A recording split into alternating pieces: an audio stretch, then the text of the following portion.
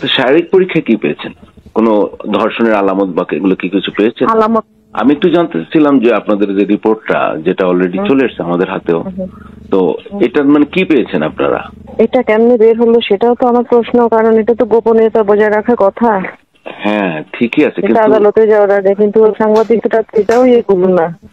না, কিন্তু আপনার কি পেয়েছেন? মানে আপনারা তো সবগুলো সিমটম টেস্ট করেছেন, সেখানে কি পেয়েছেন? এটা শুধু এটা একটার উপর নির্ভর করে না, আমি শুধু শারীরিক পরীক্ষাটা করি। শারীরিক পরীক্ষা? হ্যাঁ, কারণ আদালতে তো এটা তো অনেক ইয়েতে যায়। আদালত পরে আবার এটা দেখে? হ্যাঁ আদালত, হ্যাঁ রাইট, ফাইনাল রায় দিবে আদালত।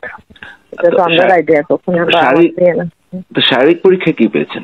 কোনো ধর্ষণের আলামত বা এগুলো কি কিছু পেয়েছেন? আলামত তো হচ্ছে জিনিসটা তো আমরা পরীক্ষা নিরীক্ষা করেছি, আমরা শারীরিক পরীক্ষা করেছি আর কি।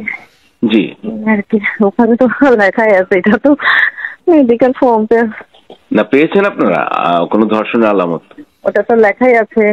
কি লেখা অলরেডি? হ্যাঁ, আপনি পিএস কে ফোন করেন। হ্যাঁ জি, না আপনারা পেয়েছেন কিনা, মানে আপনি লেখা আছে কি? সিভিল সার্জনকে, হ্যাঁ সিভিল সার্জনকে ফোন দিবেন।